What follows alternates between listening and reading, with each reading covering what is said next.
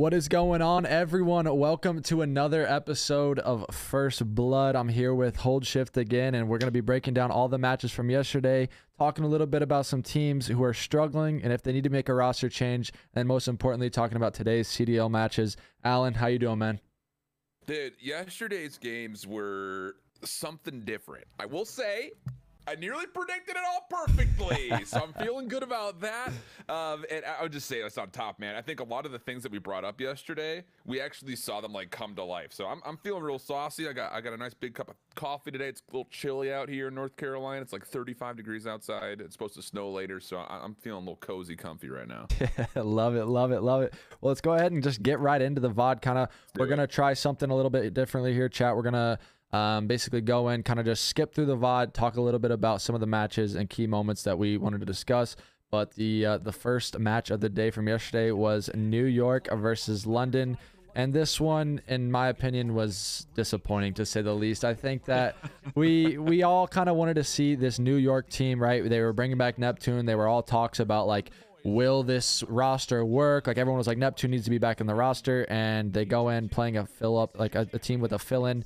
And it didn't look good. I'll kind of skip through it, and you can kind of give your thoughts on how this series went. But overall, I'm not a fan of the New York roster. I think they need a change, and I'll just be blunt with it and honest. And I just don't see. We've seen this time and time again in COD, like where a team tries to make something work. They keep this original roster and they try to work through it, but it's like you can hear it in their comms. Like, it's just sad. It doesn't sound good, and they sound like they don't want to be there, to be honest.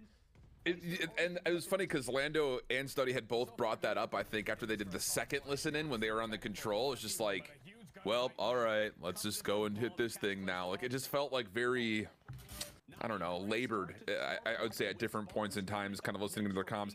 And I think the biggest thing, too, is what you're starting to see is just there are two philosophical mindsets with what this team wants to do. And we talked about it a little bit yesterday. Like, do you really even have the ability to get rid of a Krim or a Clay? Just with what they bring to the table as personalities, what they're able to do as far as not only their personalities, but like what their income may be. Like, do you have the business side of this to be able to actually like make a swap between those two? And I'll say this much, as far as yesterday is concerned, Clay nor Krim were the problem. Like, I still go by the fact that Neptune is just not CDL material, man. I still stand by that. I just don't see what everyone else sees in him. Why we keep giving him a chance? Because even when he played for Florida last year, I just didn't really feel all that hot on him. Yeah, no, I think that's kind of a topic a lot of people have been talking about, and kind of going back to the whole roster thing. It's like, realistically, like we spoke about this a little bit last night when I was on the flank. We were talking about, like, as New York, if you're the GM, if you're the manager here, think of like realistic opportunities that they could explore to better their roster. And it's like we were coming down to like the flex options, and it's like, okay, yeah, you have Paul, but Paul's probably in for maybe another week or two, whatever. We don't really know the situation on Gizmo. And it's like, okay, say he's their number one option for a flex. That means New York's stuck with this roster for at least another match, maybe two matches. And it's like they dig themselves a hole potentially in this major too. And it's like, as an organization standpoint, like, do you want to see them start in losers bracket again of another major? And if that is the case, like, you're almost chalking like half the year with the way it's going right now. Like, you literally have 4 majors guaranteed and COD champs, and it's like, do you want to basically get smoked for half the year? And like, I don't know, just through the entirety of the series, like you were saying, like Clay and Krim, they look good, they had their moments, but overall, I don't think the roster makes sense. And it's just it's been so weird. It's hard to watch, honestly. Like, I was, I guess, crazy calling them to win yesterday, but I don't know. They look like, in my opinion, right now, I think they're the worst team in the entire league. And I saw some tweets. I saw Benji and Nassim said it yesterday. He tweeted something along the lines of, these guys may be like the most overhyped or overrated like team we've ever seen, or underwhelming team, I guess I should say, in the CDL history. And honestly, I would have to agree right now. Like, you got 2 of the all-time GOATs on the roster. Then you had Hydra, who was an absolute beast last year in the Cold War season. And the new addition of Neptune, everyone thought that this team would be crazy, and they've been honestly nothing impressive the entire year so far. Look, here's the thing, too, for all of you guys that are watching. I know that the first thing that everyone looks at is going to be, the KD statistics, the kills, the deaths, the damage being done, all that stuff at the end. But, like, in this hard point, and then even more so in the control, watch how many times New York just fumbles the setup off the first get-go. Like that P5, they were there well ahead of London that we just saw. And there was never a moment where it felt like they knew what their setup was going to be. So it's not just the fact that we're in this position that they're losing and they're not, not really keeping too many maps all that close. It's just fundamentally they're not playing the game well, and that's where I kind of get off where I say where it's not just one player or the other, or the KD for this match was better than the other. It's just the philosophical differences between what it feels like the subliners want to do from the front line versus what the ARs want to do in the back.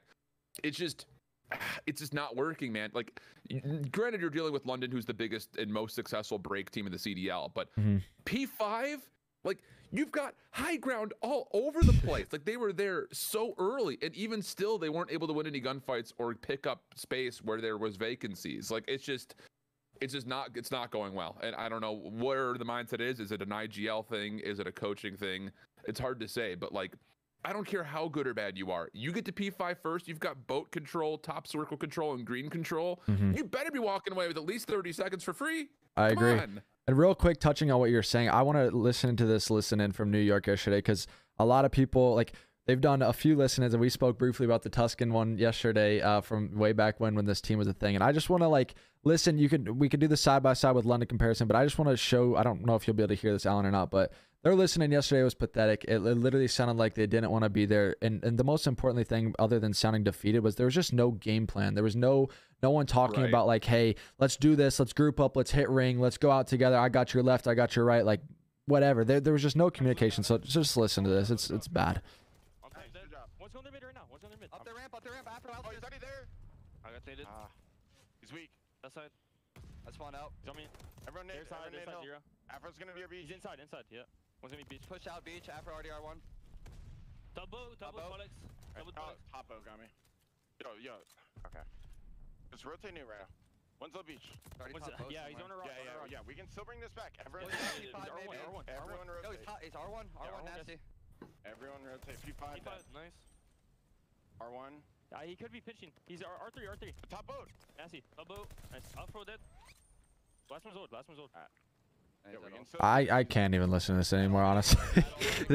These comms from a pro level team, to me, Alan, and like seeing like I said, two of the GOATs like on this roster, and I don't, it's almost so disappointing, like, in a way. Like, it just seems like they're so far chalked, and it seems like if my teammates honestly are calling out like that, I literally think there's zero hope, like, in us winning and us like even being like, it just honestly, it sounds chalked. That's just how it sounds to me. Like, I don't know, I'm not a fan of it, and I know they're down bad in this map, but like, I can only imagine that the comms don't sound really any better depending on the map. And it's just like, I don't know, you hate to see that if you're like a New York fan, and that's why I think like this roster just needs to, Pat was using a phrase last night of, they just need to blow it up. They need to make a change.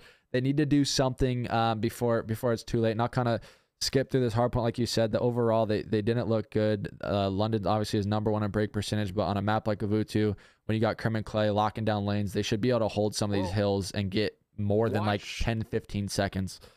Watch this moment right here, because this is actually where they bring back a little bit of a comeback here. And this is what has been missing. It's just like, off spawn, are we picking up pinches? And if so, how are we picking up pinches? It's like number 8 right here in Krim. You see how he's trying to make a play coming up into stairs at the moment? Like, this is what we need to be seeing more often. Like, hey, we just had a successful hold from the front. What we need to be trying to do is put some pressure on rotation. It kind of felt like through a lot of this map up until this point, and you can kind of hear it in the comms, it was like, oh, yo, okay, like, let's just go do the next thing. Like, it feels very, I don't even know what. Like, it just feels very, this is what we, like, one-dimensional is pretty much what I'm trying to say here. Because, like, these trades are fine, but, like, even coming off of a 2-piece, this is what we've been missing, is Hydra's now starting to put pressure on rotation. The first time that they were here, they weren't doing that at all. It was just like, oh, we're just going to keep flooding into this one single direction. And they actually put together a pretty solid hold right there, and they put pressure on rotation. Like, this is actually the best moment by far for New York, and it really isn't anything super technical. It's just using your numbers correctly, and that's where I kind of get into the mindset of, when you watch the subs try to do one thing and the ARs aren't doing the same, it just feels like they just don't really know philosophically how they want to handle respawn right now. Yeah, no, I totally agree. I think that's like a big problem with their hard point right now. I mean, they're sitting at 0-12. They've yet to win a single hard point. It's like, you never see them making those next step plays. Like you see the really good teams in FaZe and Optic, like when they're holding a hill and they're getting kills, they're pushing out and they're trying to flip their opponent to the other side of the map so then they can think next step. For instance, what you were just saying on that P3 rotation, they get kills, they push out ring, and then they try and flip their opponent behind them. So now they're set up for new, and then they hold the hill from the front side of ring, and they'll just sit ring heady. They'll have a guy inside of that tank in the open cut, and maybe someone pinching ring stairs, but it allows them to put themselves in better positions to better themselves on the map, and we just don't see New York doing that too much. I understand now while they're struggling in hardpoint. Like I said, I don't think it really matters in the roster. We've now seen 2, 3, I guess you could argue 3 different rosters other than, you know, changes that they've made, and it's just like, I don't know, it doesn't seem to be working out no matter what it is, and we can kind of skip through some of the search and destroy. The search and destroy was, the search was I disgusting, don't man. even I want to pull up a specific round in this, and I know you probably remember it. It was the, like, New York didn't look too bad, but then they got 2v4'd by Zero and I forget who it was, Zero and Nasty maybe, and it was just the biggest toss I've ever seen. We finally saw New York get like aggressive on the search. Neptune seemed comfortable as making plays, and then they just like absolutely tossed. I think it was a 2-2 round, I want to say. Let me see if I can find this here. Was it 2-2? It's not this one. Was it 2-3 maybe? Maybe. I want to say it was in the middle. I should have wrote it down. Yeah, I think this is it, it's right? This one right here. Yep. Yeah, it's this one right here. So the instant trade that comes out is whatever, right? Like the first blood, and this is the thing, like with Desert Siege, if you've got the ability to run a Hydra Neptune double SMG lineup, why are you not putting this kind of pressure into University or through B more regularly? Because like we know London is not going to typically throw a lot of pressure onto the outside of Desert, like outside of maybe Zero every now and again. We'll kind of take that 1v1 with a scope. Other times he'll bring an automaton, but the route that you could take as an SMG can cut you topside B platform and get to that staircase, or you can get in towards a double stack in University almost every single time for free when you've got 2 good subs like that. Yeah, you know, I know I just got off saying Neptune's not a great player, but like on Search and Destroy, he is a smart player in Search. I just don't like him in Respawn. So yeah, something I want to point out real quick too, based on what you said, like it just seems like this is a comms issue. If you just stare strictly at the minimap, I love the plays initially from Neptune and Hydra. They look great, but I'm going to slow this down. I want everyone to pay attention to this. It looks like they're so miscommunicated. Neptune finds 2. Instantly, like Clay understands that A Street is completely open, but look at the miscommunication here, and like they're on 2 different pages. In my opinion, in a 2v4 situation or a 4v2 scenario right here, as New York, you either all play aggressive and you play your trades. If you have a 4v2, it doesn't matter if the other team gets 1, you just play the trade. Now it's a 3v1, whatever, right? And you don't barely lose the round. But in Clay's mind, he's number 5 right here on the minimap. He backs all the way up to pick up the A push through, thinking that people are pushing through. And then Hydra just runs up the stairs and throws away his life. And this is where you start seeing the crumble. And this is like the swing round for me in the entire series. It doesn't make sense. Like, watch this. You'll see Neptune and Hydra sit here. Hydra just ends up running up the stairs, probably because Krim calls out that he had that player weak. He dies. Clay backs all the way up to spawn. And then you just watch them play split the entire round. They're on defense. Zero and Nasty have to plant the bomb, and they don't do anything. Like, they just need to sit in corners and drop their controller, and they would put themselves in a better spot. Like, I don't know. I don't know what we're seeing out of this team. It doesn't make sense to me. It seems like they're, like I said, they're all on different pages. Like, Clay's back spawn. Krim and Nep here are camping middle, and then Krim backs up and goes to Clay. Clay wraps the outskirts of the map, and Nep gets left alone middle, and it's like they're just getting picked off one by one. They don't even make it hard on the enemy team. It's just like, when you're playing the best teams in the world, Alan, like you can't let this happen. I'm sorry. It's just unacceptable rounds. The fact of the matter is, where you find those 2 kills, you now know that 1 AR just has to watch Desert, 1 AR has to watch Trains. The 2 SMGs can just float through mid. They don't even have to float through mid. They can just sit there and watch each other's corners. Yeah, you're going to be guaranteed to at least go 1 for 1 the entire way through. Yeah, so, I mean, it just the fact that the ARs get picked off is, I think, the biggest problem here in this particular moment. Yeah, it was just, I don't know. For me, it was terrible, just overall plays. Like, I don't care what you do, but when you have a 4v2 numbers, like, you rarely ever lose the round unless you just don't do something together. Like, as long as they call it buddy system, holding hands in COD, whatever, just run around the map together. Just don't get picked off by yourself where a trade potential isn't there. And it's like, for me, I've always said this when I was competing, like, I would rather lose the round or whatever and get world starred and someone gets 2-piece, like say Zero pops a 2-piece on 2 of the guys, say it's Neptune and Hydra up close. I'd rather lose the round like that than everyone gets picked off individually and then you just watch the kind of round unfold. And it's like, I don't know. I didn't like what I was seeing from this point on from New York, and I don't know, just this entire search and destroy kind of looked lackluster. Krim was doing his things here and there. But overall, I'm kind of going to just honestly skip through this map for time purposes. But they didn't look good. It wasn't really a good individual performance from really anyone. Krim, like I said, kind of did his thing. But yeah, Neptune won even. So I mean, there's that, I guess. But overall, though, I think that London just looked way better than them this entire search. Like, just all the strats, all the play calls, everything that they were doing, it looked good. It looked clean. And I think they handled, what was it, 6-3, I want to say. It was basically 6-3. GG. Yeah, so they win this one here. Yeah, Krim doesn't get out.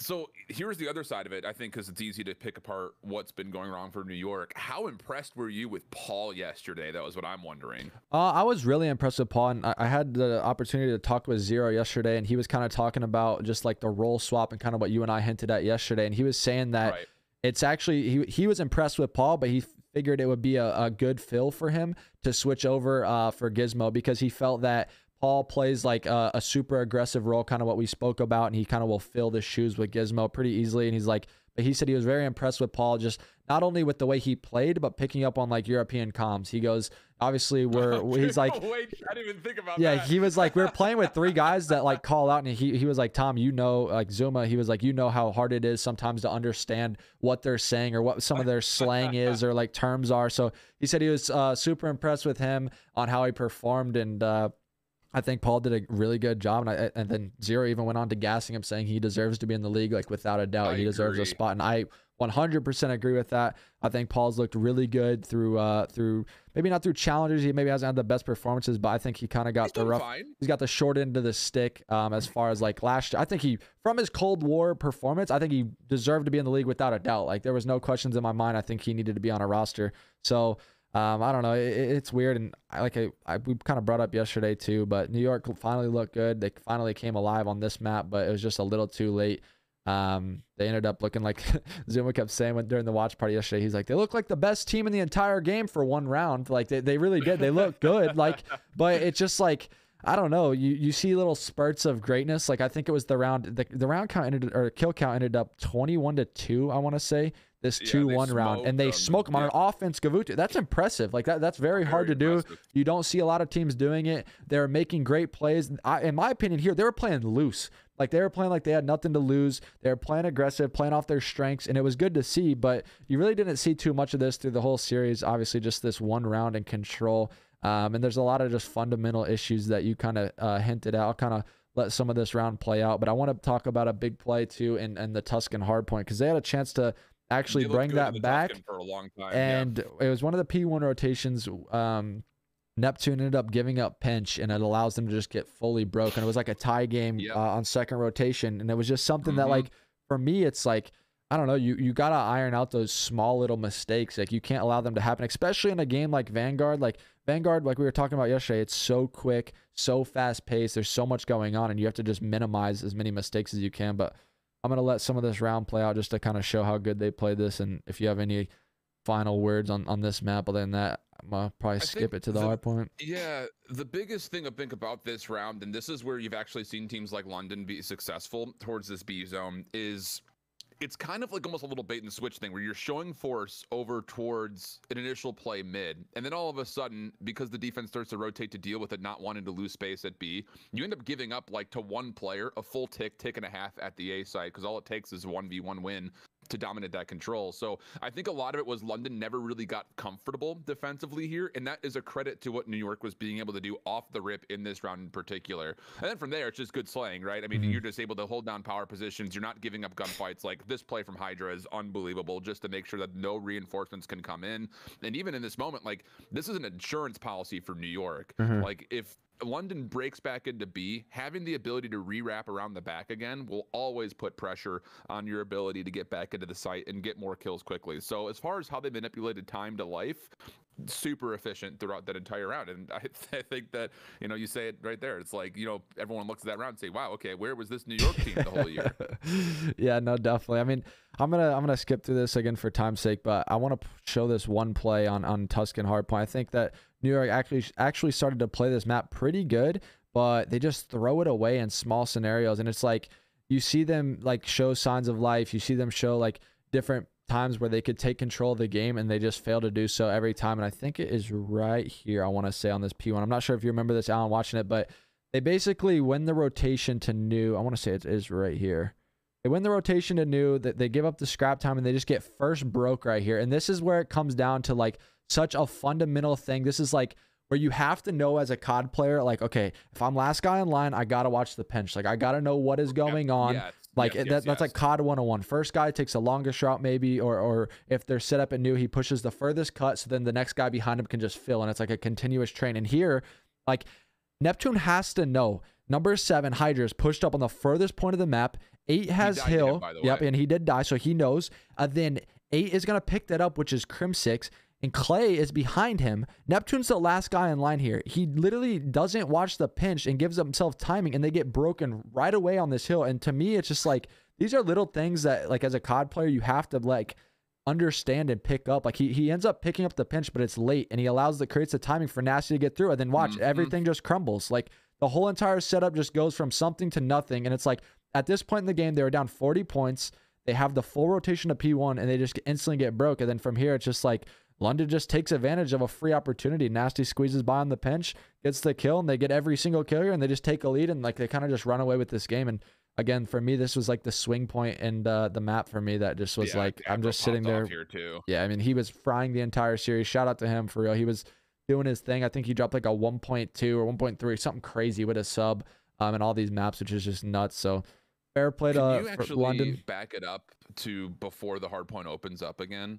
Because there is another moment that I think also kind of shows that philosophical mindset difference between the subs and the ARs. So it's for number 6 is who you need to be watching. Neptune climbs ladder. He's on rotation. He's chalking scrap. And his whole goal here is to take away the play through the top left side of the map. Because you know for a fact London's spawning left side. So this 1v1 that comes out with 0, which we know 0 wins, is massive. But then where the next mistake is Hydra tries to force his way into that same contest spot and gets picked apart. So off that kill, if you pause right there, that is actually where things really start to go awry. Because you've overextended now, not just with one player who lost the first 1v1, but also a second. So now you've got to watch the front, you've got to watch the mid, and you've got to watch the pinch. And you only have 2 players that are alive. And I want to say that Hydra actually spawns left side of the map here. Yes, he does. After 0 still finds another kill. So it's, you never give yourself a chance to get a good setup. Neptune's play to try to take away that space is correct, but Hydra just needs to sit there and L and watch the turn. He needs to be there to play the late pinch. He's keeping all that left side safe without risking his life. Whereas then your ARs can play your kind of heady positions to watch over you. And then when Neptune comes up, he doesn't have to second guess what he's watching because he knows that his ARs, that his SMGs are already playing forward. He just has to watch the back. So yeah, no, I definitely agree with you. It seems like a lot of teams honestly try and take like so much of the map here on this P1, and it ends up coming down to so many 1v1 gunfights, and you lose them on certain sides of the map, and you just instantly set in a pinch. And like, you're chalking all the scrap time on the hill before this, and it's like, okay, now we just need to take what we're given, take a side and the hill, and like watch you from there, because there's too many cuts to watch. If you push out and play too thin, like you're just relying on so many different 1v1s to be won, and it's not always guaranteed. And I feel like it can create super inconsistencies with holds. But kind of gonna skip through the map and put us on to the next series here. Overall, London looked great. Pollex filled in. They look really good. They haven't missed a beat from the major, it looks like, and I'm excited to see what they can kind of continue to do throughout the rest of the league with Paul. Then obviously when Gizmo will get back, I can't wait to see this London team continue to fry and perform. And then for the next series of the day, it was actually Boston Breach versus the Seattle Surge. This series was so fun to watch. Yeah, no, it was. I mean, there was Boston just is they're an entertaining team to watch, in my opinion. You got Capsidal, really, like we were talking about yesterday, that rookie of the year question at the end of the day. I don't know, he's living up to the hype. He's been playing really well, been doing his thing, and I'm liking to see the progression out of them, right? Like we've seen some of the young guns kind of step up in some big ways for this team. And talking on the other side of things, I just don't know where I am as a Seattle Surge fan anymore. I chose 2 teams yesterday that I thought could maybe see a bounce back, and we saw the actual polar opposite. And it's like, I feel like we're kind of finally starting to see who the middle of the pack teams are and who really that bottom 4 is. And I think there's some teams out there that have not been performing well. I think Seattle Surge is now on a 6 losing streak. They haven't looked good. If you had to pinpoint like some of their problems, we were trying to talk about this yesterday, even on the flank, it was like, what do you think the issue is with Surge? Like, if you're the GM, if you're the coach, where are you pinpointing a problem? Because it's like they could arguably be on a 7 loss streak if they don't win that round 11, versus Minnesota. And it's like, they Very true. have Yep. not looked good. Like when they are winning, it's round 11, search and destroy game 5. And it's like, okay, other than the kickoff, if that event doesn't happen, you say Seattle Surge is a bottom 12 team without a doubt. Like they're arguing for the 12, like 10, 11, 12. One of those spots is theirs. And it's like, I don't know. I just want to know what your opinion on it is and kind of hear your thoughts. The search has been disgustingly bad from them over the course of the last like 2-3 weeks. And it's hard to pinpoint onto like one thing in particular. It really does feel like an instance where this Seattle team came out, they were getting unbelievable numbers from Pred and Sib. It kind of caught everyone off guard. Mac was also picking things up in those second and third weeks of the online qualifiers. It just felt like Seattle was just outslaying everybody, and that continual aggression was not being countered. It was one of those things where it's like, it kind of reminds me back to a couple of other titles. When we get to this stage of the CDL, you start to see teams taking L's on the chin, in Respawn in particular moments, and just giving those up to set themselves up for a new moment of success. Don't just put yourself in a continual run of the blender, which I largely felt like for a lot of teams watching Seattle play over Tuscan early in the year, they continued to do that because Seattle was not just winning gunfights on hard points, they were turning it into success to manipulate spawns in the way that they wanted. We're no longer getting that anymore. And I think that was most representative on the bacage between these two teams, because there was a moment where it looked like Seattle was about to snowball the map out of control. And then Boston just hit the brakes and said, let's take this L, set ourselves up for a moment of success. And they would get that. There were not a lot of teams before really this point in the season that were really doing that, where they would just count their L's and then set themselves up for the next W. Teams are starting to do that, and it's forcing Pred to put himself into weird spots. It's forcing Sim to put himself into weird spots, and I think they're just losing key gunfights because they're not expecting that teams are going to kind of be a little bit more coy about what's to come up next. Yeah, no, definitely. I mean, it's so weird to watch, like a team that looked so damn good at one point, and now they just like can't put it together. But honestly, on the other side of things as well, I want to give a huge shout out to TJ and even Cap. Like TJ was doing his thing, man. Dude. Like, I know we talked about it yesterday a little bit, how we wanted to see them kind of play those more AR like maps where they can kind of sit back and let him kind of play that slower role. And that's really what I want to see with this Boston team. It's like you got these two subs who are rookies. They're both really aggressive players and they're streaky, right? Like sometimes you'll see really good maps and sometimes you'll see really bad maps. And we'll kind of talk about that on the map for Bocage, but I love I love just the AR play from TJ. I think it makes him play a lot more consistent overall, and he's been playing a lot better and kind of finding his form and footing with this roster. And this search and destroy was another crazy one. It came down to a lot of 1v1 wins. Bro. It literally could have went like, honestly, it could have went either way. Like it went back from a Capsidal 1v1 win versus accuracy to start the thing. Zenny wins another 1v1, and then Capsidal wins another 1v1 for them to go up 3-0. And it's just like, trading rounds back and forth could have been, you know, what happened, but Boston just kept clutching up. These guys got the ice factor right now, and they're playing with some swagger. They're playing really well, and like I said, they're a really fun team to watch. I love watching these guys so far in the league. They won so many rounds, Boston did, after losing First Blood. So many rounds in 3v4s that they still pulled together. And that's one thing that I think if you're a Boston fan, really gets you excited about the future of what this team could look like, because really their search and destroy has been a pretty back and forth affair. A lot of their wins were tight wins, a lot of their losses were tight losses, so it's like a little moments here or there that are really kind of the thorn in their side. But this search and destroy, after they had gotten blooded a couple of different times, like I remember watching over this and was like, oh, there's no way Seattle loses this round. They've got themselves a 3v4 with all the position you could possibly want, and it was just smart dissection of the map from Boston to get them back into grips to take this into 3v3s, 3v2s, the opposite direction. They were just so efficient after the first engagements came through, which, to be fair, like, it really is, it feels like at times watching over a Desert Siege, those first engagements are 50-50 battles. Like, they're long AR battles over the top of the desert, or they're SMGs that are running into each other inside a bottom university. Like, it's a lot of this, like, okay, we win it or we lose it. But the thing about Boston was they never let their setups crumble because they lost First Bloods in moments when they did. So that's great news. Like even right here, a Caps busts out the door, gets a First Blood, doesn't get over aggressive with it. Like they're just playing responsible search and destroy.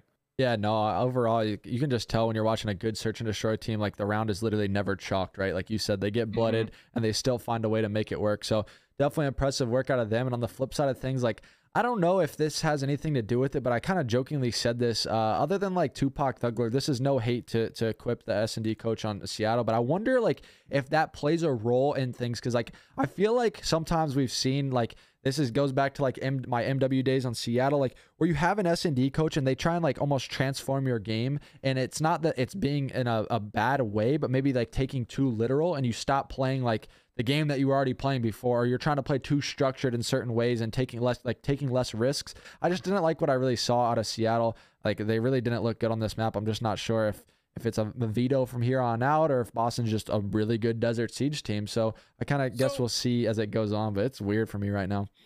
You bring up a point that I think leads to a very interesting question. Do you feel like in COD, search and destroy coaches or analysts are more trying to individually cater to you, or are they looking for counterplays and setting up a playbook from the get-go and establishing like, what is our protocol going to be on points of contact? Or is it more of a like, hey, when we were in this 2v2, you did this, you should have done that?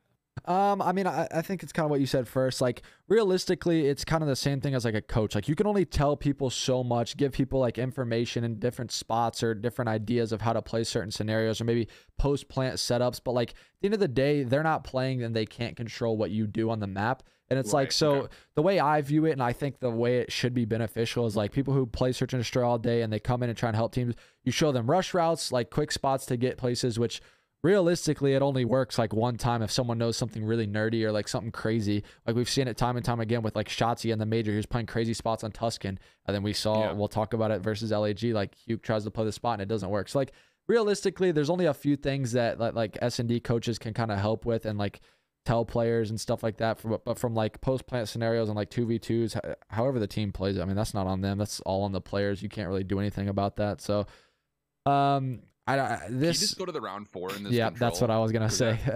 Literally, this was like, I don't know if it was just like super clutch or a super choke. Like it was a combination, I think, of probably both at different points in time.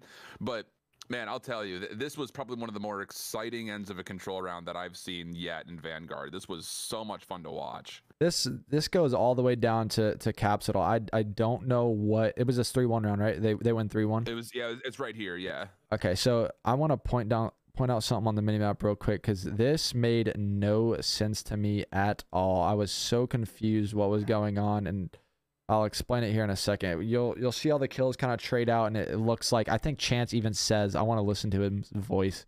I think he says it's chalk. You gotta go huge. You've got to get in there, but you can't. It's less than a minute remaining and 3 members of Surge to get it done. Well, 3 remaining. Real quick, I want you to look at the minimap and watch this. I don't know if you noticed this, Alan, whenever we were watching it live or not, but they're in a 6v3. It's basically chalk. The only way they lose this is when it's an absolute toss. I want you to look at what Capsidal does. He is making literally the greatest plays of all time. I love it. And for some reason, something in his head just turned. He's like, nah, never mind. I just want to throw the map for some reason. And like, literally watch what he does on the map. It makes no sense to me. He's chasing the guy off spawn. He knows it's a 6v2 at this point. Watch this. He's in La La Land or something. He's like, all right, he just got the kill. He's like, all right, instead of chasing it, I'm just going to go back and look for absolutely no one.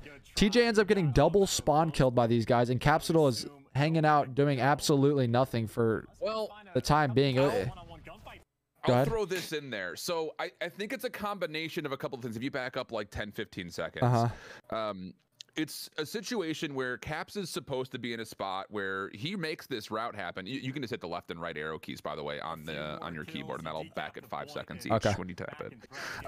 When this elimination, actually, I think it's before this too. Oh, is it? Okay. Yeah. So my keyboard is the mini one, so it doesn't work. I don't have arrow keys. The arrows. Okay, so Caps is clearing P5 at this point to re-flip over and make sure they can hold high ground for this retake, which is obviously super successful. As soon as those kills come through, Caps' whole idea is, okay, if I push through P5, I spawn them top left, and I can get around the back. The thing is, they know for a fact they did not find Pred. And Pred is obviously always an X factor. So as soon as, if you pause it right there, as soon as TJ gets that kill, I think what the thought process here is, because Nero has no idea what's in P5 nor what's up top in radio or bunks. And with that kill from TJ, he must have gotten tagged to where he had to back up. They're thinking, we need to be able to recontest this high ground and make sure we keep patio control the whole time. And we'll just trust that TJ will either get point of contact with Mac, who they're still looking for, and that they're hoping that Pred is probably still sitting around. So Caps is thinking, I'm going to do the same thing I just did on that last retake, get back around P5 and re-hit the high ground for the retake if they do get through Church, which I think does make sense. I think it's just there's trust that TJ is going to be fine to be able to make good point of contact here with wherever Mac comes from. I don't think they expect that Pred comes to help him re-clear out Church here. Yeah, I agree with you. I just think that almost Capsidal got kind of lost in the game right here. I think like he either thought, like in my head, I guess, like from the outside looking in, obviously it's easy to tell just looking at the mini map, but when he pushes out this left side, he knows that all spawners, like if he's looking at the lives and everything when he's playing and not fully just locked in, he knows that there's only like 2 guys left. There's no one coming back off spawn. So I just wish, I guess I would have seen him kind of play behind the play. They have lives to throw at this point. It was a 6v2. It's like realistically, he can go try and force a 1v1 playing behind these guys and like pick it up and then go ahead. Look at this real quick. Just pause it if you can. So if you, I know this is tough. Go back just if you can go back just a little bit. There's really what Caps, and this, I didn't really see this in the first place, but Caps went all the way up top through A and made sure nobody was pushing top Church grass. So after TJ wins that gunfight and Cap says your top is clear, TJ's playing that position top Church only focused on if Mac is coming bottom Church side. And it's Pred from the top side of bunks that gets the kill because they don't expect that Pred is going to come help him re-clear out Church. So I guess I kind of get it because Caps is at least giving TJ the information that no one's going to hit your side door. They have to be coming front. Yeah.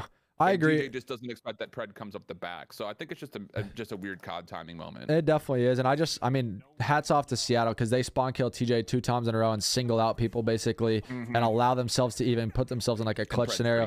And I just don't understand though, like this just comes down to like, this is split second again, COD Vanguard timing. I just don't know why you see Nero give up radio. Because I was saying this yesterday, he could hold radio here and he can either watch radio and Church Alley, but it seems like there's a communication where they think one of them could have got through Church Alley right here on Seattle. They end up giving up radio and they both look, if I pause it right here, they both look Church Alley right here and give up radio. Then Pred comes through. He's really good, obviously. He finds 2 guys, literally the freest 2 piece of his life. This is a mistake right then here. It's like, then he just reads the player coming behind him. It's like, okay, I just don't know. Like, it's just weird. And like, for Boston, they're definitely being hard on themselves. They're not winning controls. Like, this is something that if you want to see this team go to the next level and actually be like a contender to be a top 4, top 3 team, like they got to be able to win a control. And it's like, I don't know, you see chokes like that and plays like that, and I'm just sitting there with question marks over my head. Like, what is going on? Like, I don't know. It's I would just love to hear what the comms are like in all those scenarios. You know what I mean? Because it's someone obviously is overtaking the comms, screaming something to where a miscommunication or something like that is happening.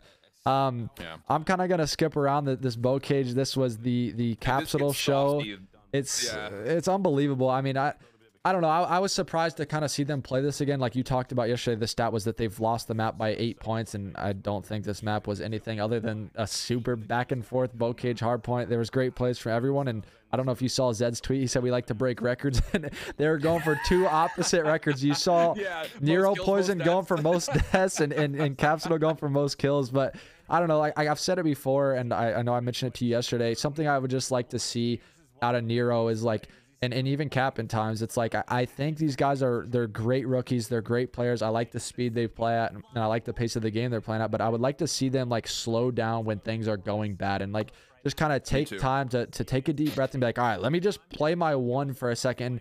Haggy was joking about it, saying yesterday, like, it's the bow cage effect. Everyone just feels like they have to constantly be running. But it's like, we see the good hardpoint teams, FaZe and Optic, they do it in a structured manner where they're like, okay, I'm going to play slower and I'm going to like slow down, play my kills, get my kill in my lane, and then finesse my life and like buy time for my teammates and kind of make the map a little bit less mixy. And I was saying, I don't know what you think about this, but like, would you like teams to kind of run that 2 AR setup that we see FaZe do to slow down the map? Because like in my head right now, because I think it would like make my left membrane or whatever right here, I'm telling you. I think it would be a good addition to some of these teams, kind of just make it more structured, slow down the game, and actually allow these teams to like lock up more than 15-20 seconds at a time on these hills.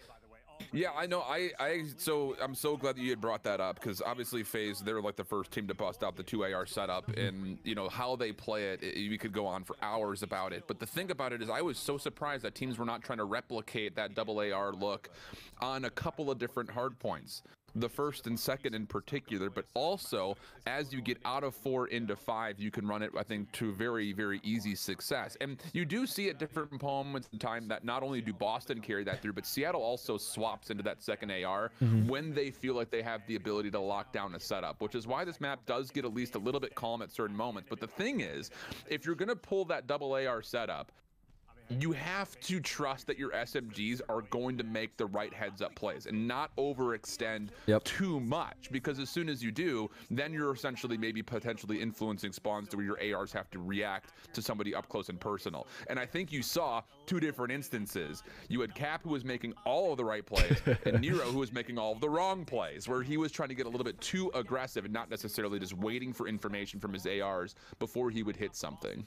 Yeah, I mean, that's just, like I said, it's like something that I think they'll learn as time goes on and as fast as this game plays. But like, again, I think it creates for so many like close matches, super close like games that shouldn't be as close as they are, just because whenever you play at that like fast of a pace and you have 2 SMGs that are doing that, it creates for like such weird timings on the map, and it'll either benefit you, like you said, you'll see someone drop 50+ kills, or you can see someone go die 40+ times because they're just never putting themselves in like a favorable gunfight, is what I would like to call it. Like just setting themselves up in a spot that they know the enemy's coming from, and instead of just full sprinting at them, tack sprinting right through the door and sliding at them, just like sit there and chill for a second, like get a crossfire going, like use your stun, use your nade, whatever it is, and like slow down. But I just feel like, I don't know if I could be wrong. Maybe I need to talk to some of the players more and they feel like they can't sit still. But I swear I've seen at times where like FaZe does a great job out of it. Like Celium and RCs, they play their life, they slow down. Even like Simp's a great example. Like Simp is a fast sub, but he's not like an Abizi where he just runs at you over and over and over. Like you see him make a lot of great plays and like slow it down, let the game come to him, and then kind of show his talent from like after I call it play the creddy. You play a corner, you get the kill, then you use your movement and like your skill to get you a 2-piece. And it's like that's a term we've always used for a long time in COD. It's like play the creddy, get the free kill, and then use your skill obviously after to get the 2 or 3-piece. Exactly. Yeah. That's kind of what I like to see, and I think Cap is like starting to understand that. Like I was talking to TJ a little bit about it, and he's like starting to learn like, hey, I can play my life and preserve my life and make it easier on my teammates the more I like understand it and whatnot. So he's doing a great job, and shout out to him for performing the way he did on this map. I'm not sure if there's really anything else you want to hint at, but this was basically the Capsidal show. The ending of this map was so tight, man. And it just comes down to the fact that this is the same thing that we were saying about New York. It's that last breakthrough into Granny's where it's just like, how does Boston just walk in and find every single 1v1? Like Seattle is absolutely set up to be able to lock it down first, and Boston just walks in no problem. I thought the map was going to be over, by the way, at this second hard point for a second here. Like I was like, oh gosh, like Seattle is locking down barn, everything looks so good. And then like, what are we doing out here? Like accuracy lets one player come up from behind, it lets the spawns flip in a moment where you've got win condition. And granted, like I think for Seattle, I think it's kind of a double-edged sword. Like you can either try to lock things down and play the super reserved game by trying to get yourself as close to 250 as possible by soaking every single bit of scrap, or you trust that you're going to win rotation and you're going to open up this third hard point with 20+ seconds, which is not easy to do, by the way. I think generally I would have rather have seen them play more of a lockdown over the second hard point, get to 235 to 240, and then just play for one break, because Boston just walked through. Seattle never really gets the positions they need to block off Boston's rewrap back in from the P2 side spawn. So I think it's just kind of a difficult decision-making moment right here. And for Seattle, it's a big feels bad because they do get the re-break, and then Boston walks right back in again to counter. This comes down to what I was just telling you too. Like this reminds me of so much where like we watched this back yesterday too, but like Pred can easily just play his life after they re-break, and he just throws away his life literally for free. And it's like, I'm just sitting there with question marks in my head. Like Seattle does a great job. They all get in. They get 4 dead right here. It's a perfect trade. Now at this point, just be a hard kill. It's they need 12 seconds. All you got to do is just play your one. Literally play for one gunfight. Just guarantee a kill, and you probably win this map right here. And Seattle, you just see Pred literally slide into A-bomb, just throw away his life right here, just looking for a crazy, like just sit in a corner, tools, just hang out right here. That's all I would like to see them do. They have hill control. Literally, Lamar's sitting on the left side of the map, has the whole entire street, and 5 and Sib has the back. He has the whole back wrap. All he does need to do is watch tools, make sure that he just guarantees a kill right here, and you probably see them win this map. Instead, allows for a rotation of players to move in. Like you said, Boston gets in, they clutch up, and like fair play to them, bro. I don't know what I'm seeing sometimes out of some of these teams. It's like if they feel like they always have to do something on the map, and I don't like that. Yeah, no, it's that was one of those moments where I was like, ooh, we're going map 5 the whole way through. As soon as that re-break came through, like they had the favored spawn, they had the full man 4 wipe immediately. Like that's the cleanest 4 wipe you could have possibly wanted on that hold. It's tough, man. It's tough. Before we move on to this next series, so as a Seattle GM that you are right now, I'm putting you in the hot seat. What do you do if you're a Seattle fan? Do you keep it rolling, or do you just kind of make moves here, or what do you think they need to do? Man, it's tough because there are so many moments in that series in particular, and in ones that we saw them play in Dallas, where it's just like you look at the team and it's like, oh, like they've got all the right pieces. It's just a couple of just mistakes, decision-making mistakes. But I think there could be something to be said here about just a mentality thing for the team. And I know this is going to sound crazy, but I think that there is a possibility where if Paul continues to play super well, which by the way, their matchup today, I think we'll really see a lot of what they're going to be able to do with Paul in the mix, playing up against the Thieves. I don't know. I think putting Paul into Seattle wouldn't be a bad idea, because as much as we've been seeing him running around with an SMG, like he is more of an AR flex than he is an SMG flex, at least based on what we've seen over the course of the last 2 years and challengers. So I don't know. I think that there is still an opportunity where Seattle could look at it. Obviously, New York, I think you should be looking at him as well. But I think it's not out of the realm of possibility for Seattle to see this kind of downward trajectory and think that a change may be needed. And I don't know, man. I'm not 100% sold on what accuracy he's been able to do outside of obviously the search and destroy prowess, which was insane. So I think a bold take, I said yesterday, I think Paul to Seattle is something that should be considered, I think, in a certain regard. I like the bold take. I think definitely with them having, now 6 losses in a row, and arguably could have been 7. And without that kickoff, like I was saying, they haven't looked good. So I think it's something that Seattle management and coaches definitely have to start thinking about. Unfortunately, it's like we talked about it yesterday. The league is just, there's so many matches that everyone has all eyes on. And when people are underperforming or you're not getting the results, it's like, it's time to make a change. It's time to do something. The league is too short. Like I was telling you, there's only 4 majors. We all know that. And it's like we're halfway, or we're basically a third of the way into major 2 qualifiers. So it's like, do you just maintain getting smoked, or do you hope that, you have trust in the team to let them ride out another major and see what they can do? But it's tough though, because think about Seattle's remaining matches. Like this was supposed to be their win. They've got to play up against all of the big dogs from here on out. So it's a really tough qualifier. Yeah, they got for them. It sucks, honestly. Like whenever you lose your must wins, and then you go against the best teams in the game, it's like, well, those are probably guaranteed L's too. It's like you're not sitting pretty, and we're going to see them later today go up against FaZe, and I said they should put in Nikki D for that, the FaZe killer. They need to put in Classic, switch up the vibe. But we'll kind of transfer things over here to this Florida LAG series. And again, this is kind of just a beating, honestly. It really was, man. I said this yesterday. Are we brilliant though? Yeah. We're like, Vivid needs to play today, and he played. Yeah, because LAG's management, I don't know what they're doing. They're putting him on bow cage. Are we serious? Yeah, that was a big what mistake, are we bro. doing? That was a huge mistake. If I'm LAG, I don't care what their stats say in matches. I don't care what their stats say in anything. I don't care how their scrims are going. The last team I'm playing on bow cage hardpoint in a series like this is Florida. Like, maybe it's just because I've played against these guys or watched them or played with them, but I'm like, if people are roasting Florida on their fundamentals and they're out slaying and losing these maps, why in the world would you want to play them on one of the mixiest maps that really realistically doesn't take too many brains? It comes down to a lot of gunfights and a lot of like small decision-making things. I don't know. You could argue that the LAG looked decent in this map. They had some good holds and it kind of brought back the game. They were up like 60 at one point, but they just let the game get away from them. Hats off to Florida. Like we said, Vivid was looking really good. Awakening was doing his thing, and they kind of just take away this first map. And realistically, this series could have been an absolute blowout if this, comeback in the hardpoint didn't happen and the search and destroy one, which we'll get to that. But overall, I think Florida looked really good. Like you said, Vivid was an absolute beast. We'll talk about him more coming into map 2, but I don't know if you really saw anything map 1. I was just so confused why they played bow cage. It doesn't make sense to me. It's Florida's most selected map as far as the hard point is concerned, and even though they're now 4-2 on it, they literally had played Bocage in every single series except for their opening matchup versus London in week 1.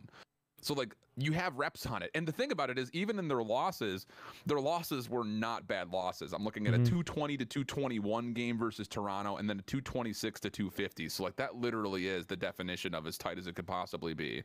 So I don't know. I think that's a huge mistake. I think it also kind of you know, exfoliated the problems that we were kind of hinting at. Maybe is like, is LAG really getting the participation that you need from a gunless and slasher? I mean, to be fair, they are trying to pull out more of that 2 AR setup for this map. So I think this is another moment where you look at what Atlanta does and say, oh, LAG, we were trying to replicate that, and maybe we can put some extra pressure onto Florida by letting gunless and slasher pop, but they didn't. They really did not pop. Slasher had a really tough time, I feel like, getting into the right positions, and fortunately they had Hook and Asim that were doing everything they possibly could to keep the map open. But I mean, Vivid just came to play this series, dude. He was unbelievable. This all 3 maps, he was so good. Yeah, I completely agree. And something I just wanted to point out, we talked about yesterday too on the flank. It was so funny that in a traditional COD right here, you would think the game is completely over once Florida gets 4 dead. The fact that they can even get back in the hill, there's 3, and they end up trading out Slasher right here. There's 4 dead. It's literally 240, or no, they get another wipe here, I think. It was 245, I think,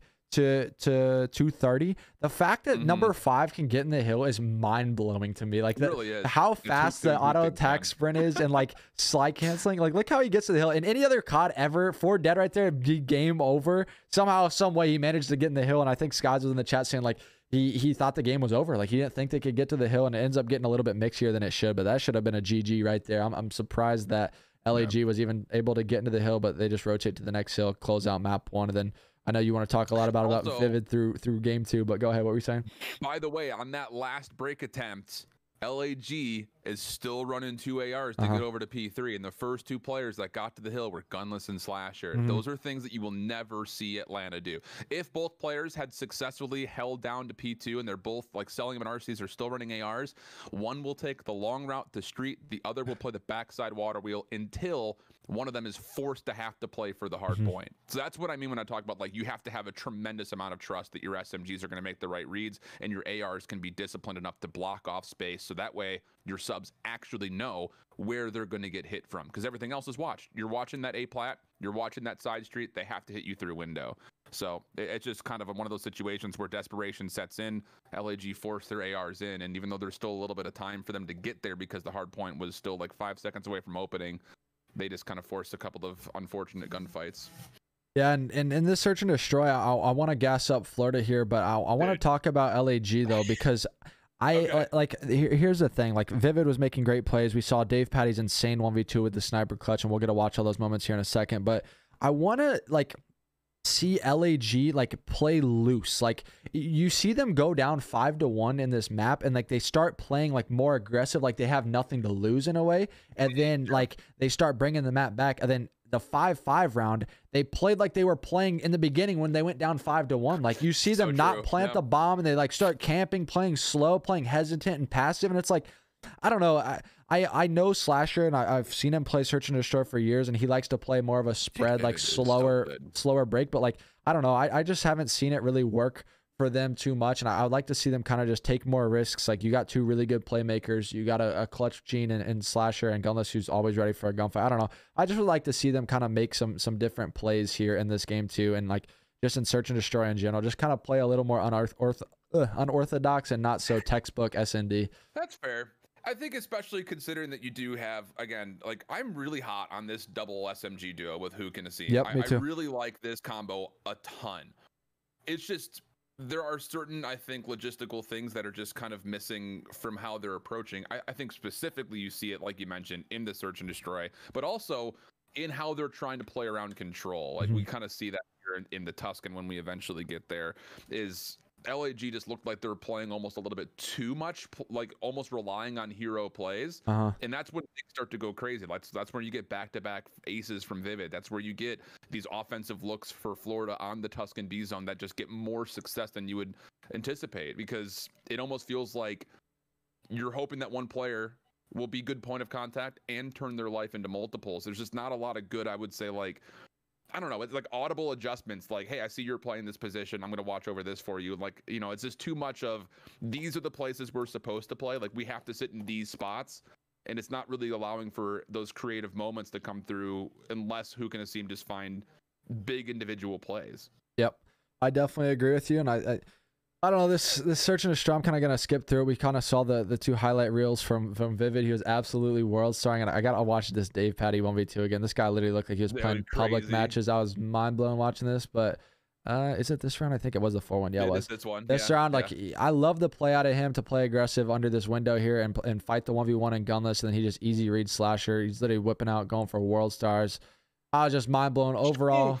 Great plays from him, dude. Great plays from the Florida guys, and I'll kind of skip through. Like I said, I think LAG kind of starts playing loose here. They start bringing this game back, and you really saw it. They make the 5-1 comeback all the way to 5-5. But I just want to point out that the 5-5 round, because if you watched the match yesterday, you saw them kind of, like I said, start playing loose, playing aggressive, making some weird good plays. And this round was a great play out of them. They played super patient after they get the blood, and they do a really good job here, kind of waiting for Florida to make the mistake. And this is all on ASIM, kind of picking up the pinch here, getting the kill. Then they just play the 3v2 slow. And do a really good job bringing it to 5-5. But I gotta show this round 11. I don't get it. I don't know what the play call is. I don't know what the thought process is here. Like, if they're basically setting up for like an A plant aggressively in a way, but they play it slow through their side A instead of going through middle map, and I like that. But there's so much like miscommunication and weird timings here. I think Gunless was helping basically Kyler get into this spot, but I don't like this spot either out of Kyler or Hugh, because he's playing a spot number one. Like I said, Shotzi's already used this, but no, he's on that window ledge outside of well. So he's literally playing to let the player run out, or he's watching the push through. But my problem with it is, number one, like I said, the S&D coaches either help you in two ways. They give you some nerdy spots or some nerdy strats, but we've already seen this one. So players know that they can read it. And I asked Vivid if he saw his name through the wall, and he said no, that he actually saw, or he just knows that it's an easy read, like it's an easy spot. So I'd much rather see Hugh either play in the building or play outside of here at the window and kind of play off of his teammate and allow Gunless to help him. But overall, just a really weird play here. ASIM kind of ends up waddling to the bomb. Ends up falling and kind of lets just Florida pick them apart. But I would like to see them kind of play aggressively, get the bomb down right away instead of playing this so slow. They just Wake?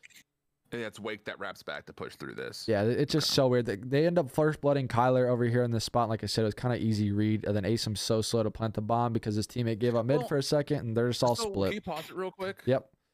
This is the one thing that I was very, very curious about, because no matter where Hugh's playing, he's playing for sound first and foremost, right? And he gets the sound cue. Like, you could kind of see his arrow kind of retrains back over to the left as Awakening and Vivid bust through the doors. The thing that was really curious about this is once Hugh gets that sound, Gunless is slow to get here because Skies was taking shots topside church. He thinks he's going to get a 1v1, but this is a moment where I kind of talk about, like, you got to come over and be flexible. Like, if Hugh's going to give you the information that someone's busted through, you know that this flank play is going to be happening in the next 10 seconds because there's 45 on the clock. You don't have to force the plant right here. Just isolate the bottom side of the map. And Gunless comes too late. Like, if he gets here just a little bit sooner, he gets himself a little bit further forward into Fire Alley, he watches the top window for Hugh. Or at least that push through, right? Like, it just feels... it's kind of just a little bit too slow. Like, he just doesn't get there in time. I just have to imagine the flip side of things. I agree with you 100%. But if I can only imagine, I think Kyler right now is saying stay alive. He's going to get a first kill. Like, he's trusting this spot that he's like in a fair spot. So he doesn't want Gunless to get blooded because then Kyler's going to think it's going to ruin his like spot of watching flank. But the way that Vivid and Awakening read this is they're like, well, we don't see the guy in the window watching flank. The door's not open. No one's inside of here watching this flank at all. So he's either got to be A in this spot or B from like Fire Alley. And they just do a good job reading it. Like you said, Gunless was slow to peak, but I can only imagine Kyler was saying stay alive. Vivid did a great job checking that spot, and they kind of just make great plays from this point on. But like I said, I would like to see a better spot out of Hugh, and I would like to have seen a faster plant from LAG. But overall, I think kind of like I said, they just went back to playing slow, playing like routine CODs, like literally split on the map and just play for a pick. Ends up not working out, and Florida takes the map 2 win. And we'll kind of skim through map 3, but overall, like I said, this could have been a crazy beating. By the way, we're getting that's close to 2. That's what I was thinking. So we'll kind of skim through map 3. Shout out to Florida. They played great, and it easily could have been like a 6-1, 250 to 240 hard point, and a 3-1 here in this control. So let me skip through this, and we'll kind of get ready to start talking about these next matches. But Florida played really good. Honestly, LAG looked like they didn't stand a chance in this map. They ended up winning, I think, back-to-back rounds, I want to say, going up 2-0. So, yeah, they won an offense and defense on Tuscan. Great plays from those guys, and shout out to them. Let's go ahead and start talking about today's matches and kind of breaking that down a little bit. So, we got who was up first today? Let me see. We've got Paris and LAG today. Woo! Paris, LAG. That's gonna be a fun one, man. I know. Man, I don't know. I think it's gonna be a blowout. Okay. I feel you on that a little bit. The only reason I think it won't be a blowout is from the sole fact that I think Paris Legion, they're a new team, so they're gonna have those like early on struggles, and I think LAG will be able to take a map or at least keep the series competitive. But like I told you yesterday, I'm super excited to see this Paris Legion roster play. I can't wait to see what the addition of Jimbo, and like you were saying, he's been playing with Tom Gravity before. Nasty. I like the roster. It makes sense. Temp's been doing his thing. And yeah, man, I can't wait to kind of see what they can do. I'm personally going to go, I'll kind of keep it a little bit shorter today. I'm going to go Paris Legion here. I think they're going to win this one like 3-1. And I'm kind of excited to see this new roster start and see what they can do as they're going to be playing now together. So I'm also going to go 3-1 Paris on this one. By the way, for those of you that are out there, we're going to do a running points tally where if you get the perfect prediction, it's going to be worth 3 points. If you pick the right winner, it's going to be worth 1 point. Just for we'll do it. What do you want to do? Like stage by stage? You want to do that? Yeah, something like that. We'll just make it a little fun, have a little prediction, and kind of make our opinions kind of go either way. So it would be fun. I'm running you right now, Jerry. I'm taking you to church. Hey, I'm taking the underdog, but none of these guys want to show up to play COD. So I'm gonna start going with the easy votes, I guess.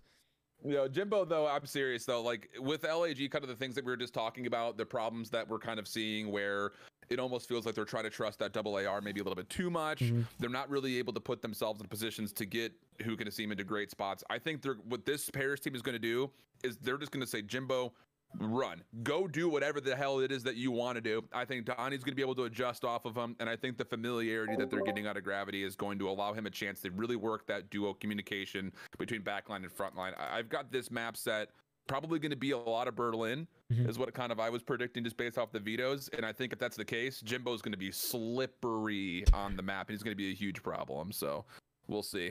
Yeah, I'm excited to kind of watch his debut and see what he can do for sure. And then that will kind of transition us into the next match. We got some absolute bangers today. I can't lie. Like, I'm excited to kind of watch some of these matches. Yeah. But I'm scared that they may kind of favor the heavy hitters here. But then we got London Royal Ravens headed up against the Los Angeles Thieves. Kind of talked to me a little bit about this. Obviously, we were hyping them up yesterday, but I don't know if it was that impressive, beating quite possibly the worst team in the entire league right now. So do you think that the London Royal Ravens will be able to take on, you know, a good team in LA Thieves, or do you think they're going to fall short here? Kind of talk to me a little bit about that. So LA, I think, is looking pretty much untouchable when it comes to their hard point. They're looking like they have got everything figured out. All the strengths that we saw from Seattle in the beginning of the game that have now started to dissolve into not maybe playing as reserved in certain moments as they need to, reacting correctly to when they're trying to find advantages. LA is learning, improving, and they're still playing at a pretty high speed. So I think the hard point is going to be a massive issue for London into this series. However, I think London is still going to find a natural advantage in search, and I could see the control being really, really mixy. So I think this is going to be a lot closer than people are assuming, just because the fact that LA is coming out hot and London is still playing with Paul. I've got this one tight. I don't know about you, but I've got this one still going the way of the Thieves. I got this 3-2 LAT. Okay, I like it. I like the prediction. I think personally, I think London's look good. I think they're a really good team, and I think that they can do some good things versus the middle of the pack teams with their Phil and Paul X. But I think LA Thieves, I rate them really highly. I think they're the best hardpoint team in the game, or if not one of the best. I think that they've looked really well, and they kind of just have fallen short to some small mistakes that they made. I think they're overall the better team in this series. I got them winning 3-1, handling business. They're playing basically a pickup team, so I don't see them kind of losing this series. I think, like I said, that they're going to handle business. That there's no shot that they lose. So I got LA Thieves winning this one 3-1. And then that will kind of... The thing about this series, by the way, is LA Thieves is probably going to be getting Gavudu, no problem, because both teams do not like playing Tuscan control, and that's good news for the Thieves, I think, playing up against this London team. I think London is going to have a little bit more of a tougher time versus LA than they just had previously in their day yesterday on that map in particular. So I just wonder what the series will kind of look like hardpoint wise. I know LA Thieves, I don't really ever see them playing Bocage hardpoint, and you like to see London playing Berlin, so I'm excited to kind of see where that goes. Then LA Thieves, you know, their go-to is don't play us on Gavutu hardpoint, so I don't know.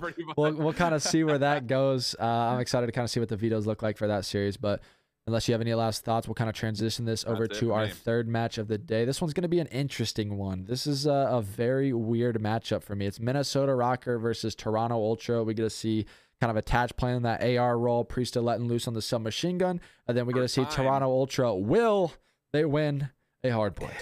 And it's kind of the same battle for Minnesota here, so it's gonna be a fun series to watch.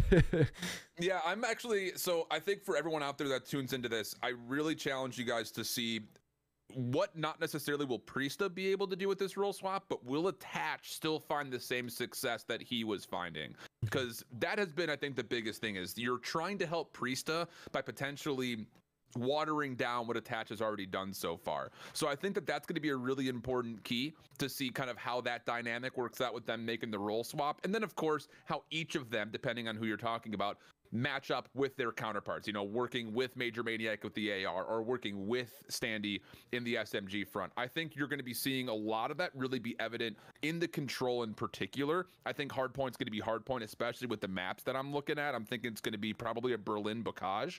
So if that's indeed the case, they're kind of like polar opposite maps, right? Where like you expect the SMGs just to run on in, get mixy a little bit more often in Bocage, whereas Berlin, you've got the opportunity for some sneaky routes, but largely you're trusting that your ARs will just be able to lock down lanes. So I think that the hard point will not be nearly as evident as whichever control map we get for that role swap to see how successful it's going to be. Definitely, I totally agree. And I mean, like you kind of talked about everything I wanted to say about these teams. I'm interested to see how the role swap will be and everything, but who do you kind of got in this series? Which way are you going to go for the predictions? I've got this going for and favoring Toronto. I've got this one 3-1 to the Ultra.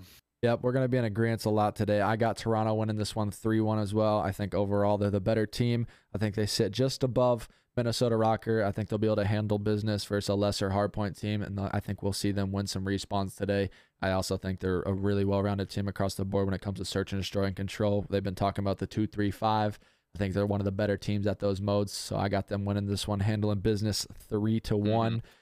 And then I think this may be the worst matchup of the entire day. We get to see the number one team, or number two team, whatever you want to place them at, go against arguably one of the worst teams right now in the league. So you see Atlanta FaZe getting to go up against the Seattle Surge, and like I said yesterday, I'm just going to say it again today. They might as well just put in the FaZe killer, Nikki D. We saw what happened last time.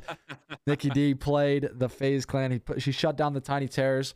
So I don't know. This series to me is honestly kind of boring. I don't think Surge are going to come back and win. They're on a 6-game losing streak. Obviously, everyone, like I've said it before, I think teams are prone for a bounce back game, and like they're due. They are due. They've lost 6 in a row. Arguably could have been 7.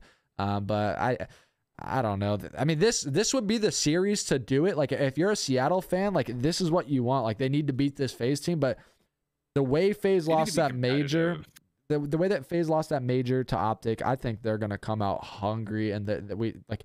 I don't know. I just think they're gonna handle business. Honestly, I think they're gonna get the job done. They're playing a broken team right now, and I think they're just gonna put a beating on them. To be honest. The interesting thing about this series is both teams do not like playing Berlin hardpoint. So depending on who gets vetoes first, you're actually putting a lot of pressure here, I think, onto Seattle. Because if Seattle has to veto first, you have to decide, do we want to not play one of our worst maps, which is Berlin? Or do we want to take away Bocage from Atlanta? Like, I think the ability in this matchup for Atlanta to actually just kind of play their go-to veto and hardpoint of Berlin is actually on the table, especially considering that they didn't look particularly great on Gavudu against Optic at the major. So I think you're kind of wanting to maybe take that off the table and get an extra rep on Berlin, which they've only played a single time, and it was versus New York, where that was one of those weeks where we were kind of seeing them flex their map pool a little bit to get extra reps. So I think there is the potential for Seattle to maybe keep this close, but I think just how good Atlanta is across all of the map mode combos right now, this is going to be too difficult for Seattle. I've got this one, unfortunately, for Seattle fans, going 3-0 Atlanta. Yep, I'm right there with you. I got Atlanta winning this one 3-0. I think they're, like I said, they're just going to handle business. They're coming out playing a team that has not looked good, and FaZes look nothing but really good. Obviously, they've gotten, again, another finals appearance. They got second at the event. They're looking to handle business. They're 5-0 or 6-0 in the league, but at 5-0 right now, looking to be 6-0. I don't see them losing to the Surge right now. So I'm going to go FaZe here at 3-0 as well, and I think it'll be a competitive day of matches other than the last one. I think we'll see some banger games. Maybe we'll see some competitiveness from Seattle, but overall, like I said, I think FaZe is just the better team right now. So that basically does it for all the predictions on the day. I don't know if you want to take just a few minutes to take some fan questions and kind of do that again and kind of roll with it. We'll take just a few fan questions, guys. So if you guys have any questions in the chat, if you guys are watching this video live on YouTube, we stream it every single day, 2 hours before, 12 Central, 1 Eastern, live before for a little pre-show for CDL action. So we are going to answer some questions live real quick. If you guys have any questions, feel free to put them in the chat, and then we'll try and answer them to the best of our ability. So I'm going to throw just a question out to you. With Seattle going through what is going to be a very grueling rest of the qualification stage, do you try to make it? Let's just say that like today ends up being not just a 3-0, but like a blowout 3-0. Do you maybe think about making a change in the middle of the qualifier, or do you try to maybe relearn the game against these tougher opponents to like, okay, hey, we're playing up against Atlanta. Pred, you can't go out there and just run at people anymore. Like, trying to teach them in these moments to try to value their life more. Because that was one of the biggest problems that we said about them from their game yesterday, is really starting to be evident that they're not really valuing how to slow things down. So, yeah, I think just knowing the way I know those guys on the Surge, and I've talked to Sam Phoenix a lot, I think that they won't make a change in the middle of this stage based on just, I think, They have some confidence still from the kickoff and from their opening matches to begin the season, and they would argue probably some of their series have been really close. So I think they will try and fix those mistakes and iron them out. But the thing I want to state is that if they do lose to the Atlantas, to the Thieves, to Optic and things like that, and they're not finding really close games and they're losing to the middle of the pack teams, I would like to see them make a change before it's too late. Like we've talked about, you can't dig yourself too big of a hole here. Like whenever you're playing in this year, it's like, okay, say you go to Major 2 and you start in losers and then you bomb out of the tournament again. It's like, okay, now we got to kick up. Like we put ourselves in a really bad spot. So I would like to see them maybe grind it out. Maybe one, I don't know. I mean, if I control the team, I would make a change right now, but I just don't think that'll happen. I don't think it's realistic. And I think they'll try and kind of work things out for the time being. So it'll be interesting. That's for sure. All right, let's take a look at some of these questions. There were a couple of good ones. Ooh, okay. We didn't talk about this at all yesterday. About Rocker in particular. And Peruvian's got a great one. If Rocker lose, are they picking up Real or Lucky from their Minnesota Rocker Academy Challengers team? I don't know if you've watched much of them play. So I was watching Real play a little bit the other day, and this kind of goes back to what we were saying yesterday. I think we kind of spoke about how like they always have these problems at the beginning of the year. We talked about Priesta on that, flex role. He really can run whatever. When things don't really work out with him in AR, he'll like to switch to a sub. And it's like, do you see them do what they did the year prior? Do they drop their main AR in Major? Do they bring in a submachine gun and then put like Priesta back on an AR with attached? Then you don't even have a main. Then you just have like, or Priesta could run a main. He's ran a main before. We've seen him run a main in Black Ops 4. We've seen him run a main on some of these titles. So it's like, I don't know. The thing that I see here is like, I got a question for you. Do you think you need a main AR in a game like this? In this game? Not right now. I really don't think you do. I think being able to run the automaton is obviously a key part of the composition, but that's, I was kind of apprehensive to bring this up. That's one of the things that I see from players, and not just trying to put it just on him, but players like accuracy, where anchoring is obviously important to a certain regard, but really it's just on that like 15 to 20 seconds worth of rotation, because a lot of the hard points in this game are very approachable from the front, and we're starting to see a lot of the successful hardpoint teams get their preferred spawns, and then as soon as they defend that first hit, they're already trying to flip the spawns around the opposite direction, so the next hardpoint is to their back. So you're almost putting in spawn trap mentality. So no, I don't think as far as like the dedicated slow main anchor AR that we've kind of seen in the past with like the ICR or the fully kitted out M4 from Modern Warfare, or even the stylistic changes of what we saw from the Krig last year, I don't think you really need one. It's just with how fast the automaton is and how much the MP40 still dominates you at range, it's hard to really kind of put a lot of value into that main AR position, kind of like we did back in the day with like World War II and BO4 most recently. Yeah, no, definitely. I completely agree with you. And I think it's better to have those players that play a lot faster, that can get like more uncomfortable with some of their fights. They don't have to play that slower main AR role. They can pull out a sub, they can pick up and get in the mix. And I think that in this game, in Call of Duty Vanguard, the game we're going with right now, that's the way to do it. So I would not be surprised if you saw something like that come out of Minnesota Rocker if they do not continue to make improvements. Yeah, so same. Wouldn't surprise me. Let me see. Our NYSL, what you got one? I was just looking at the question about Kaiser of all people from Mini. That's a very specific Challengers player to reference. Yeah, so there was some talks about this last night, and obviously it's Zuma's like Stallions COD. It's his Challengers player and team, and like I don't know. I watched that kid play the Elite Qualifier. I was watching all my stream, do a little watch party of him, and I was like, dude, this kid is good. Like he's really good. He's pretty good. Yeah, And pretty good. it's weird, like this is kind of the way the league has been. It's like, do you just take a risk? And like this was another argument with like New York. It's like we talked about it. Why did they pick up royalty? Why didn't they take a risk? It's like the same thing. It's like some of these rosters, do you just take a risk on one of these guys, and if they're a bust, like whatever, but at least you like said you tried and like see if they bring new life or a new look into the game, like to the table. So I don't know, like it'd be weird. I don't know if like Kaiser is like I guess I don't know, performed or like to the expectation of like his placements and stuff like that.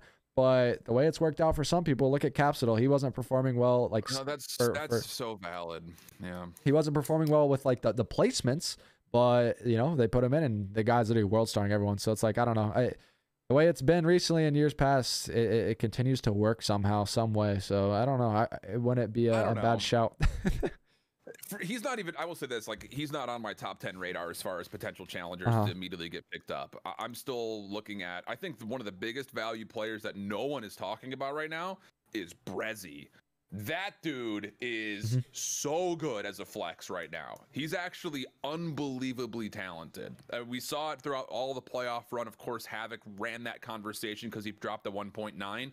But what Brezzy is doing on the map, I think he's one of the most slept on players right now that's still hanging in challengers. And the thing about it is, like, when they were playing as E6 and BO4, like, people forget that team finished 4th at champs, bro.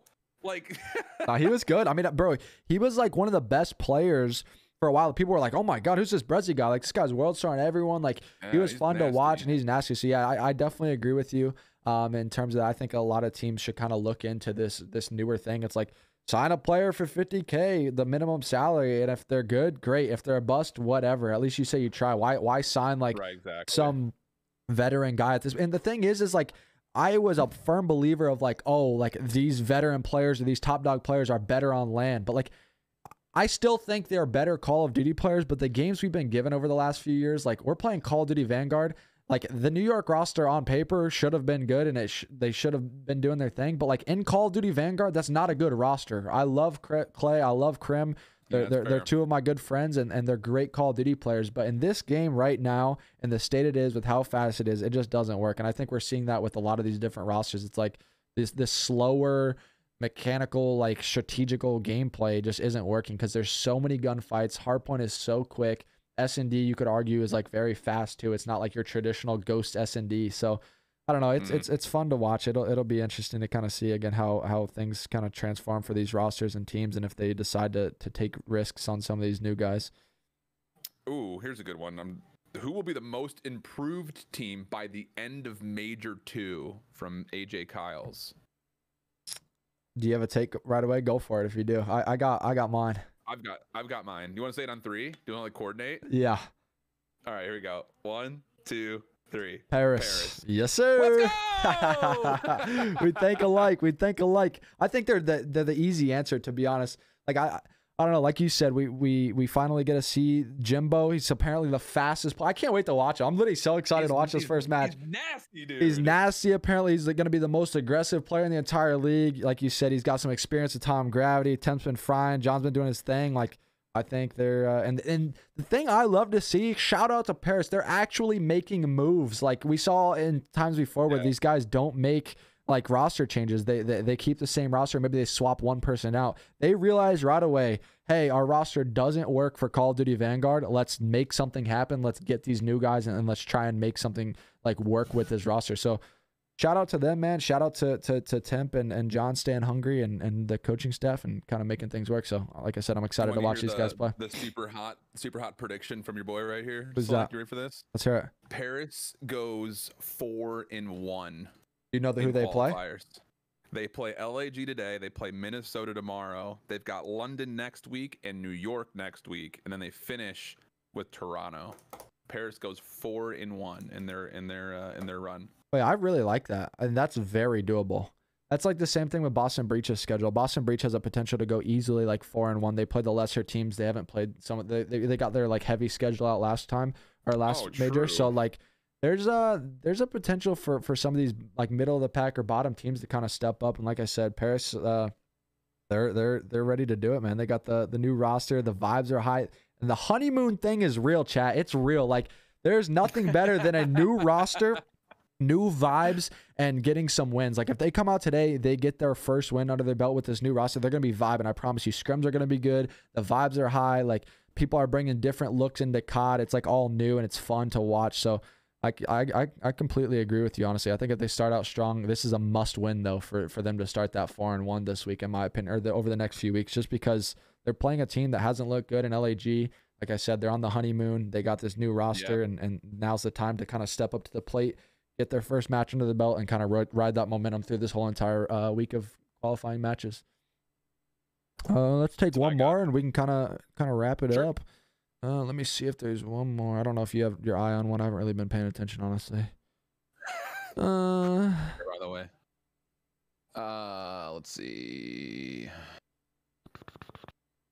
Let me scroll up a little bit.